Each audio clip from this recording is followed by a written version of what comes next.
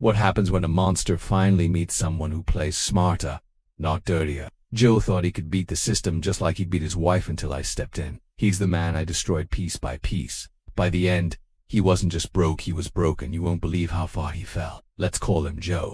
I have to call him something. The man I ruined. But not his real name, he doesn't deserve that kind of permanence. Joe was the kind of man you don't forget. For all the wrong reasons. Loud, arrogant. The type of guy who walked into a room like he owned IT, and if he didn't, he'd find a way to take it from you. Usually with his fist. Now, Joe didn't start out as a nobody. At one point he had things. Property, a business, a wife, a life. But the thing about guys like Joe is they mistake fear for respect, and eventually, that mistake catches up with them. Joe's reputation didn't just follow him, it introduced him. People whisper things. Don't cross him. He doesn't lose. His wife doesn't talk anymore, not after that night. Stuff like that everyone knew, but nobody did anything. Not the neighbors, not the cops. You see, Joe had this twisted gift. He knew how to lie. Not just casually, professionally. In court, under oath, in paperwork. You name it, he could fake it. He'd walk into hearings with that smug little smirk, spinning stories so slick you'd swear he'd moonlighted as a screenwriter. And for a while it worked. He walked away from his divorce practically untouched. No alimony, no child support, just a pat on the back and a legal clean slate. He beat the system just like he beat his wife, brutally and without consequence. Until I came along.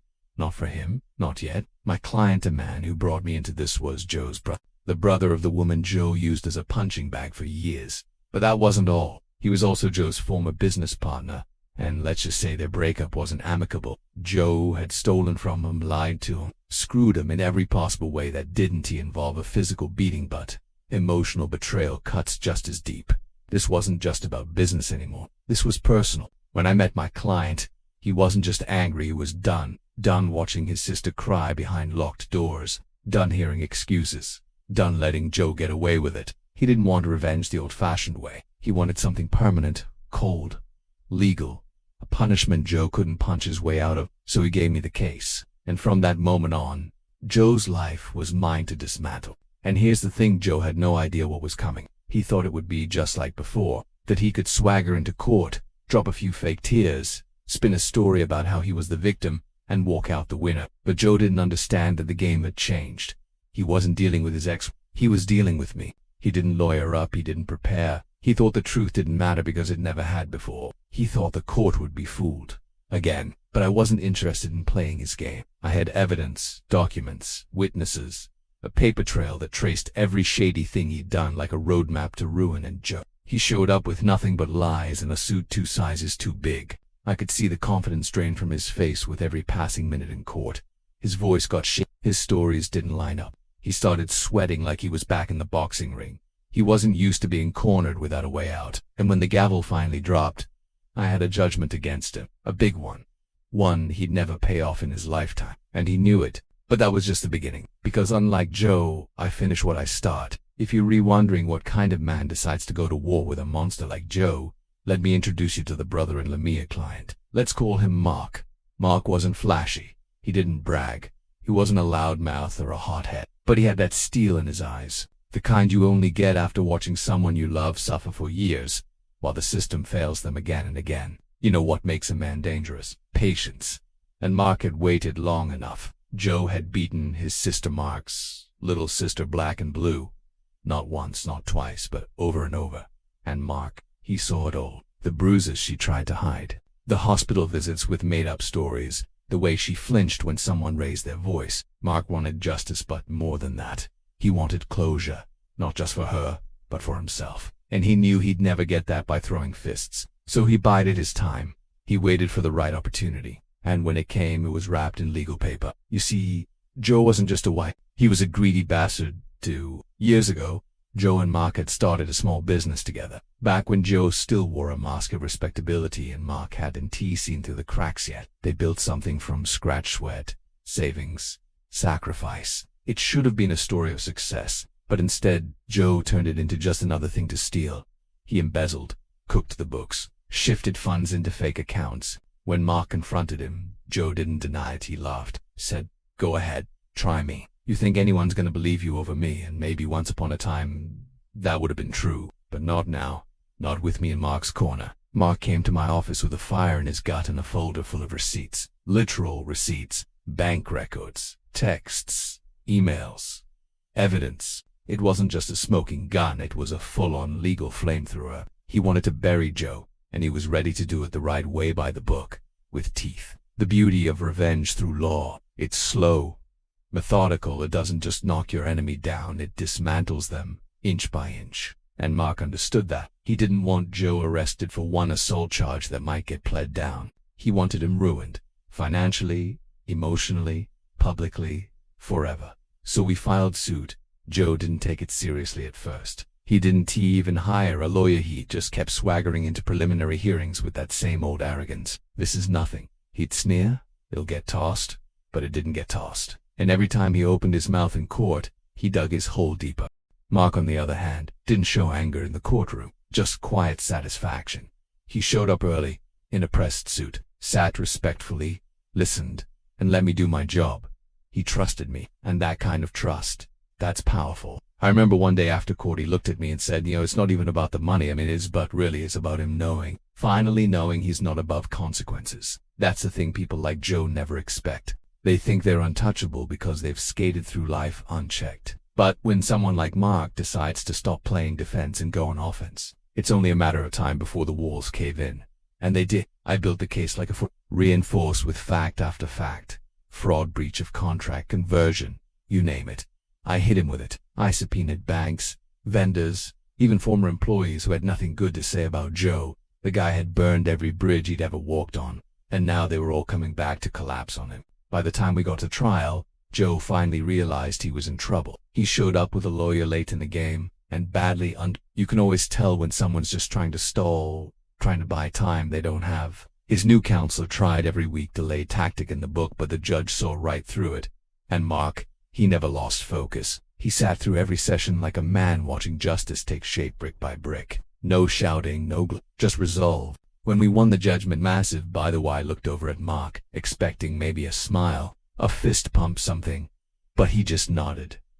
It's a start, he said. A start. Because this wasn't just about getting a court order. This was about enforcement, execution, making sure Joe felt the loss in every bone of his body. And that's where I came in again. See, getting a judgment is one thing. Making someone like Joe pay it, that's an entirely different battlefield. But I wasn't new to this game. I had investigators, asset search tools, connections. And now, I had a client who was all in. And Joe, he had no idea that losing the case was just the beginning of his unraveling. Joe walked into court like it was just another errand. Like he was there to pick up a coffee, not to fight for the future of everything he owned. Same cocky swagger, same arrogant grin, like he knew something the rest of us didn't. He didn't bring a lawyer. Not for the first hearing, not for the second. Just him. A cheap suit.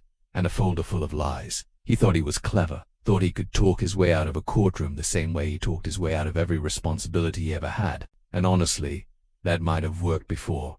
But not this time. Not with me on the other side of the aisle. I watched him as he stood up before the judge. That fake confidence radiating off him like he opened with some sob story how he was the real victim. How his business had been stolen. How Mark was out to destroy him out of jealousy. It was textbook gaslighting, a monologue of polished lies he'd probably rehearsed in the mirror 100 times.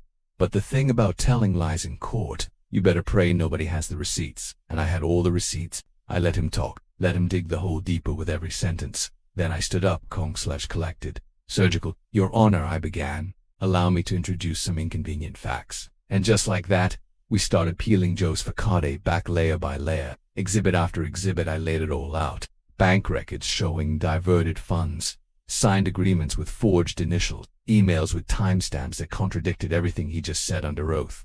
I didn't need to shout or slam my fist on the table. All I had to do was point to the paper. Joe's smirk faded a little more with every page I handed over. And Joe, he brought a stick to a sniper fight. Eventually he caved and hired a lawyer. Some budget guy probably found on Google with a 1-star rating and a coupon. But by then it was too late. The court already had eyes on him. And the judge had grown tired of the circus. In one particularly brutal hearing, I cross-examined Joe directly. He tried to lie, of course he did. He tried to gaslight the record like he gaslit everyone else in his life. But the thing about being under oath, the second your story doesn't match the evidence. It doesn't just crumble it down. Mr. Joe, I said, flipping a printed email toward him. Is that your signature? He squinted. I mean, it looks like it, but I don't recall, because just 3 days before this document, you swore in an affidavit that you had no knowledge of these funds. He blinked, stared at the judge. Then, at me. The courtroom was dead silent. Which is it, Mr. Joe? I asked, voice.coms like I already knew the answer.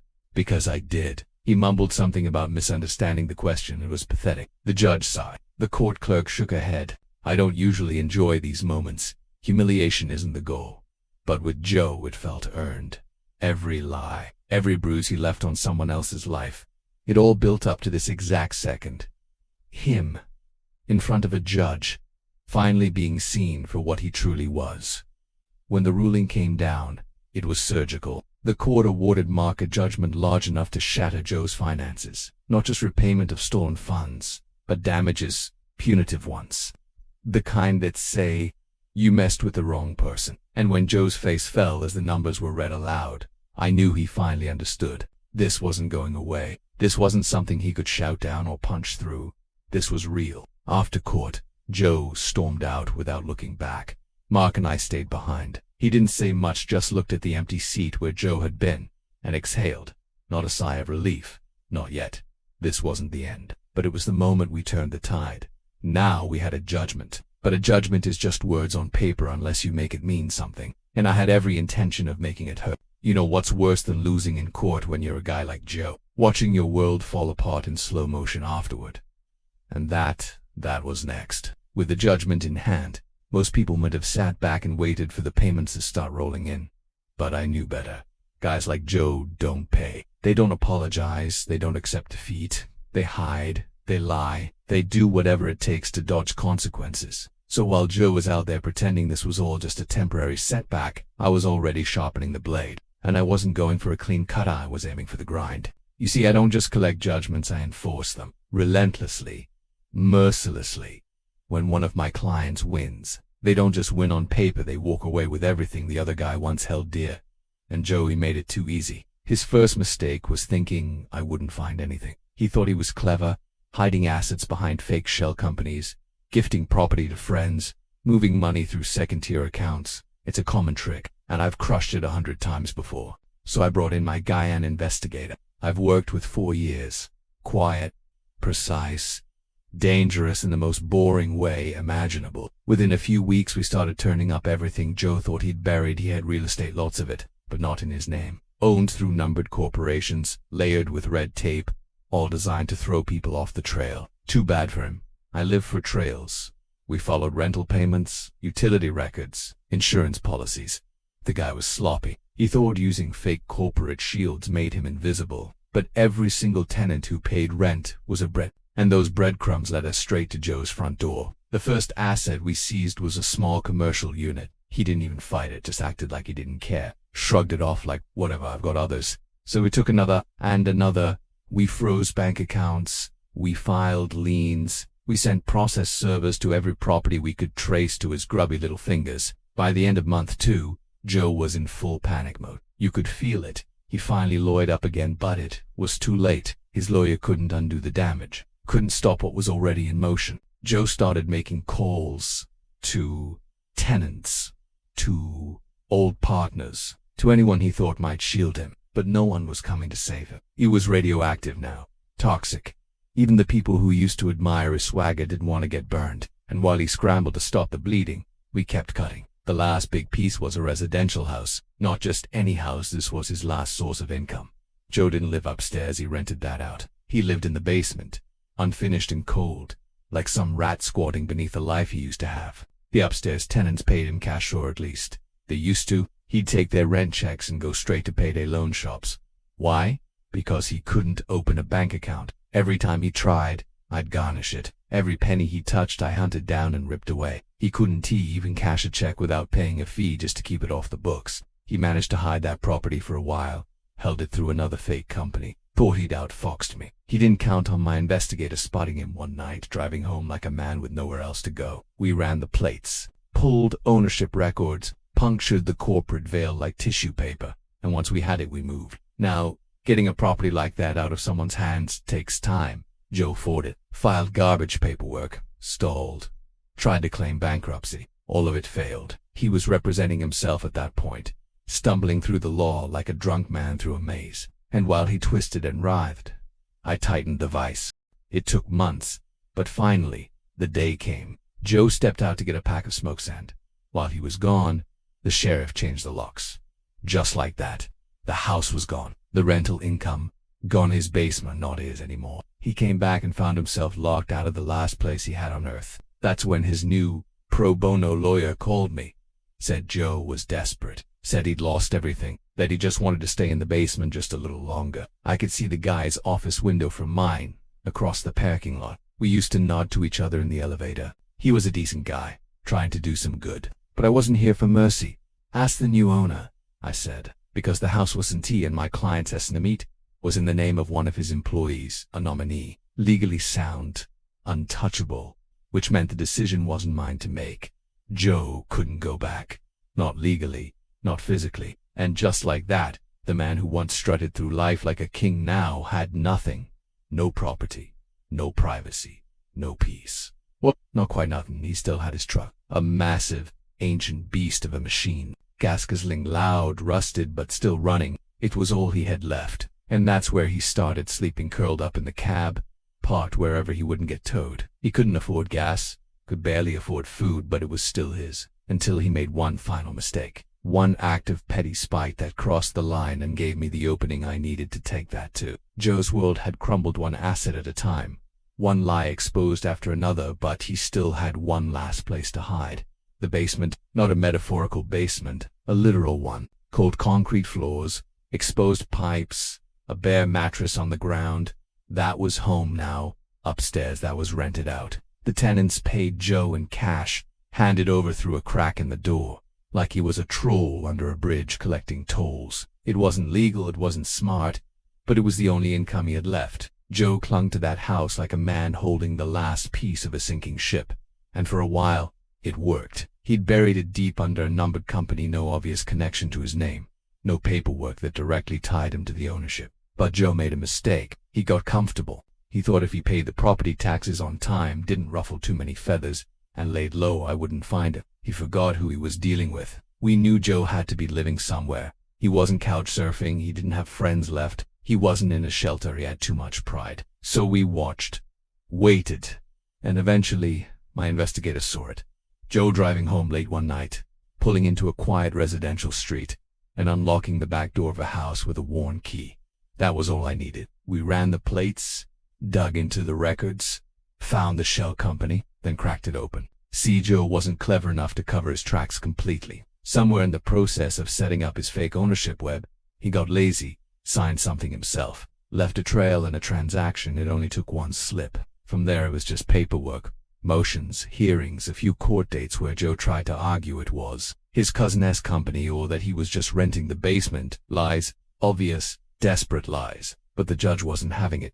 Not after everything else. Not after the embezzlement, the fake affidavits, the lies under oath. Joe's credibility was gone.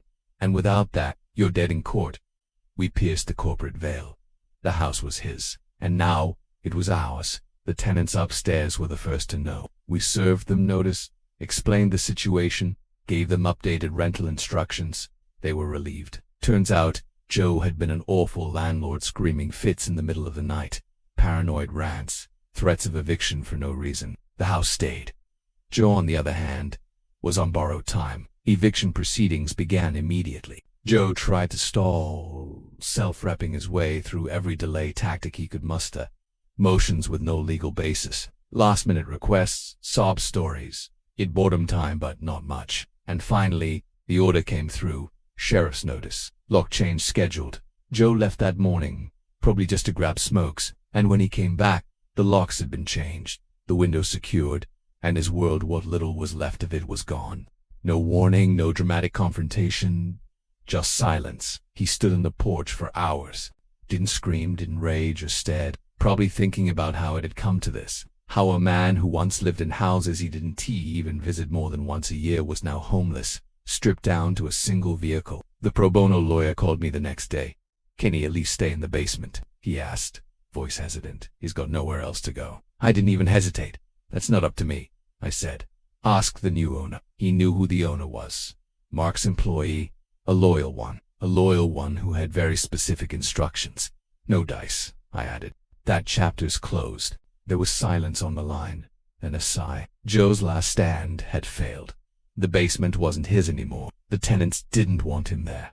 The law didn't allow it, and I certainly wasn't going to let a man who beat Mark to crawl back into the walls of that house like nothing happened. So Joe did the only thing he could. He moved into his truck, a rusty, oversized beast that roared louder than it ran. It burned gas like it was allergic to money, and it stank of desperation. But it was still his. Nobody had touched it. No one had tried to take it. And for a while, Joe treated it like a home. Parked it behind old strip malls, slept in it on cold nights, lived out of it like it was the last castle of a fallen king. But as always, Joe couldn't just leave things alone. He had to lash out, had to prove he still had some power left.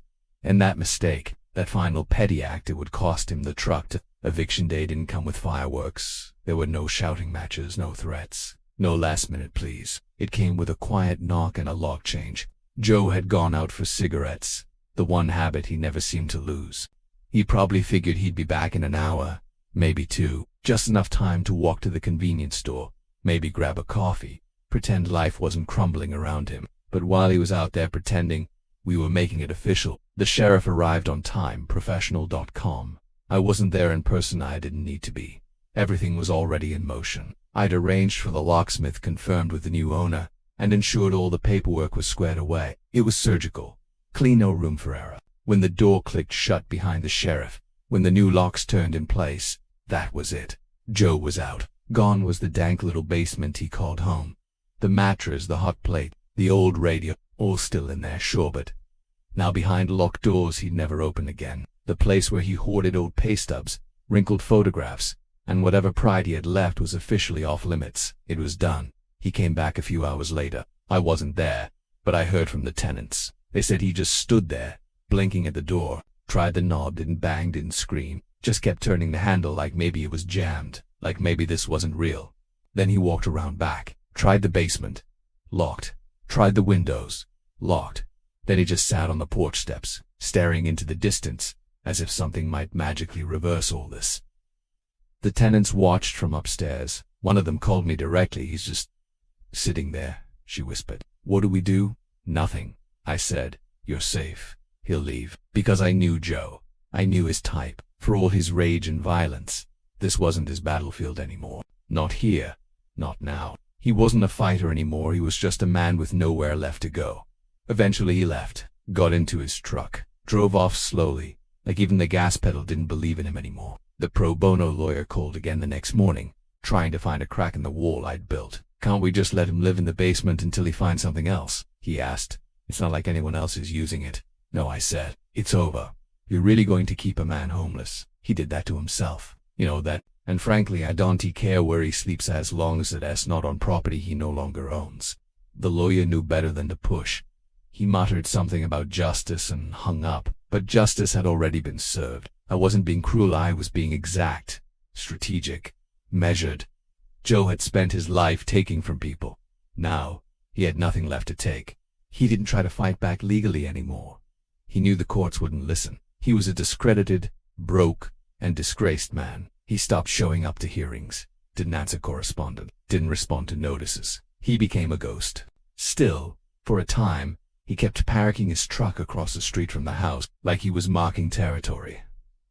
Watching, reminding himself that it used to be his. Then, one night he lost even that self. He pulled up to the driveway in a fury, revving that beast of a truck, tires squealing slightly. He parked it across the tenant's driveway, blocking them in completely. Then he stormed off into town on foot, fuming, leaving the truck like some defiant monument to his ego. That's when I got the call. "He blocked the driveway," the tenant said. "We can't get out. He's gone somewhere, but he said he'd be back tonight to sleep in it." "Got it," I said. And then I made one more call, this time to an old contact of mine, a tow truck operator I used to defend back in my criminal law days. The guy owed me a favor, and I collected. 2 hours later, the truck was gone, but not impounded, not destroyed. No, I had something better in mind. I had it moved somewhere special. Joe didn't have much left, but he still had the truck. Every morning, he wiped the windshield clean, trying to convince himself he still had some kind of future, until the day he snapped. He parked that truck across the tenant's driveway like a child throwing a tantrum. Not just parked, blocked him in completely. No bumper, he didn't leave a note, he didn't ask. He didn't care. That was his last act of defiance. The tenants were the ones who called me. I could hear the tension in their voices, a mix of fear and frustration. Joe wasn't just an inconvenience anymore, he was becoming dangerous again. He said he'd be back later to sleep in it. One of them muttered. Not this time. I made a single call. The togy old friend, rough around the edges, but reliable. I gave him one instruction. Move the truck somewhere visible, somewhere poetic, somewhere Joe would find it, but not as Ellie. You want him to see it but not touch it. Exactly. So he did. By morning, the truck was gone from the driveway and Joe had no idea where it had gone. He called me around 9, angry, tense. My client wants his truck back, does he? I replied, sipping my coffee, watching the sun reflect off the high-rise windows outside. You had no legal right to take it, and he had no right to block someone else's driveway. I shot back. Funny how that works. There was silence. Then the lawyer tried again. Look, can't we just not escalate this? I didn't escalate anything. I said I gave specific instructions for the truck's safekeeping. If your client wants it, he can pick it up. But there's a condition. What condition? He gets one chance, one drive. If I see that truck again, if he so much as parks it within a mile of that house, I'll have it seized and auctioned off to satisfy the rest of the judgment. Another silence. You're serious? He said. Deadly. And you're really making me file a motion over a beat-up pickup? You should have thought about that before he parked it like a battering ram. The lawyer sighed. I leaned back in my chair, glanced out the window, and smiled. Tell him to look outside your office. He paused. I could practically hear him spin in his chair, walking toward the window. And then Pura. It's right here. Right there. Thought it'd be convenient for him to pick it up after signing his affidavit. Full tank oil change. 2. My tow guy's thorough like that. You're mocking him now, I said. I'm giving him a gift. The last one. He'll get. The lawyer started to argue again, but I was done. Picked up my coffee and watched. 15 stories below, Joe walked out of that office building. He wasn't swaggering anymore. No bounce in his step. I never saw the truck again. Never heard from the lawyer. And never ever heard from Joe. Because that was it. That truck was all he had. And he only got to keep it because I let him. That's the real kicker.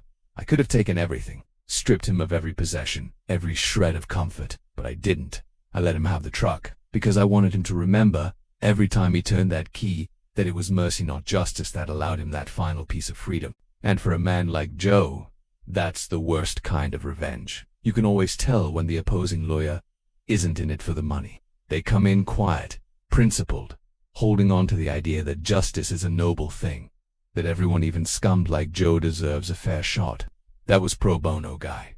A decent man. In over his head. He probably took Joe's case thinking it was about some tragic misunderstanding. Probably believed he was helping a man down on his luck. But by the time we crossed legal swords, he knew the truth, and that truth had aided him. The morning after the truck incident, he called me again. This time, his voice had a different kind of weight. Tired, resigned, but still trying to play the game. You've humiliated him enough, he said. You've got the house, the money, the court rulings. Do you really need to keep pushing? Pushing, I asked. You mean enforcing the law? He didn't answer right away.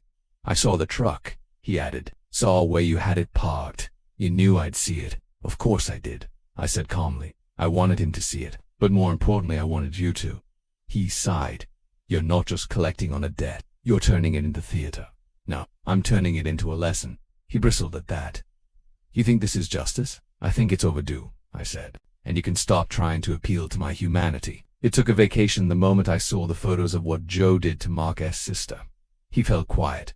We were done playing nice. He threatened a motion to recover the truck, said Joe might pursue damages for unlawful seizure. Told him to go ahead and file. I'd love to explain this in open court, I said. Let the judge hear how your client blocked a driveway, abandoned a vehicle in rage, and is now crying about consequences. He didn't file anything. We both knew he couldn't win. But he came back one more time. This time, in person. I was at my office window, coffee in hand, when I saw him cross the parking lot. He looked up. I looked down. A silent, mutual recognition. 10 minutes later, he was sitting across from my desk. I came here as a courtesy, he said. Not to fight, just to understand. Understand what? How someone like you sleeps at night after ruining a man's life." I smiled faintly. Like a baby, he scoffed. "You think I enjoyed this?" I asked.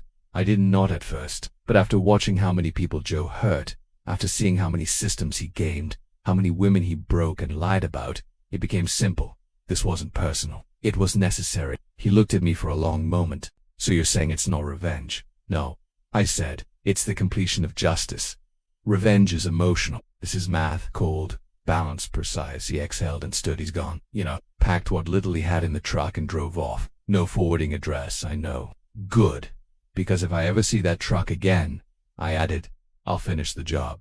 He didn't nod, didn't argue, just left. And that was the last I heard of either of them. No more phone calls, no court filings, no desperate voicemails, just silence. That's how it always ends, if you do it right. In legal chess, there's no cheering when you corner the king. Just a quiet checkmate, and a board that's never reset. There are a few moments in life when you can feel the air change, when everything slows down and the world sharpens just enough for you to see someone's soul unraveling in real time. For me, that moment happened 15 stories above a parking lot. I stood at my office window, coffee in hand, watching Joe walk out of the pro bono lawyer's building toward his truck. He didn't know I was watching. That was the best part. There was no performance, no anger, no swagger. Just him, the same man who once threw fists at his wife, who lied under oath, who thought he could beat the system because the system had always failed to beat him. That man, the bluster, the ego, the illusion was gone. All that remained was a figure slouched against the weight of everything he had lost. His steps were slow, aimless, like each foot forward wasn't a choice but a surrender. His hands hung limp at his sides, shoulders hunched, eyes locked on the pavement, not the truck. He didn't smile when he saw it, didn't even speed up, because he knew, the moment he reached it, he just stood there, staring, like maybe it wasn't real. Maybe the universe was playing one last joke. But no, it was his. Tank full, oil changed, clean enough to remind him of what he once had.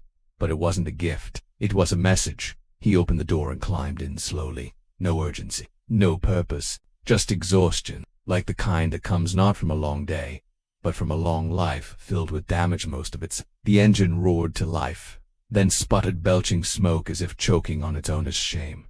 Joe didn't flinch, didn't look around. He'd pulled away, turning onto the street like a man who no longer cared where he ended up. And I stood there, watching. I had stripped him of everything. The businesses, the money, the house, his reputation. And now, as he drove off in his final possession, I knew he knew, and even that only remained because I allowed it. That's the kind of silence revenge leaves behind. Not celebration, not applause, just the knowledge that justice, when done right, doesn't have to scream. It just watches you walk away, knowing you'll never recover. And I never saw Joe again. Didn't need to, because I'd already seen the only part that mattered the moment the fight left his body. And the man who once thought he could hurt anyone realized he'd finally been broken. Permanently. Why chase a man to the end of everything? Why not stop after the judgment, after the house, after the win? Because with Joe, it wasn't about the money. It was never about the money. It was about the damage. You don't forget the stories people tell you behind closed doors, the photos, the medical reports, the broken ribs, the black eyes, the terrified children hiding in closets. You don't forget the voice of a woman trembling as she tries to explain why she stayed. You don't forget how the system failed her. How Joe walked away from every accusation with a smirk. How he used charm and threats like weapons. How he twisted every rule just enough to avoid real punishment. He thought he was untouchable. So I touched him. I did what the courts, the cops, the neighbors, the world wouldn't do. I held him accountable. Not with fists, not with rage, but with law, with precision, with strategy. I didn't destroy Joe out of hate. I did it out of duty. Because when a man like that gets away with it once, he does it again, and again, and again, until someone stops him. I didn't set out to ruin a life. I set out to end a pattern, to draw a hard line and say, this far, no further. Joe wasn't just a bad businessman or a bully. He was a predator, one who fed off weakness. And for too long, the world gave him a buffet. So I flipped the table. And here's the truth, the most powerful part of it all. I didn't have to raise my voice. I didn't have to make threats. I didn't even have to look him in the eye when I took everything from him. All I had to do was follow the rules better than he broke them. That's real revenge, cold, quiet, absolute. When I think back to Joe walking to that truck, shoulders sunken, life shattered, I don't feel guilt. I feel balance. I feel like I righted something that had been tilted for too long. And if he's out there somewhere, sleeping in that truck, watching the world pass him by, I hope he remembers every moment, every document, every judgment, every locked door, because that's what justice looks like when you do it, right? It doesn't roar. It echoes. Some men fall with fists flying. Joe fell in silence and done by truth, law, and a little mercy. If you felt that takedown in your bones, hit that like button, subscribe for more real revenge stories, and remember, justice doesn't always roar. Sometimes, it simply wins.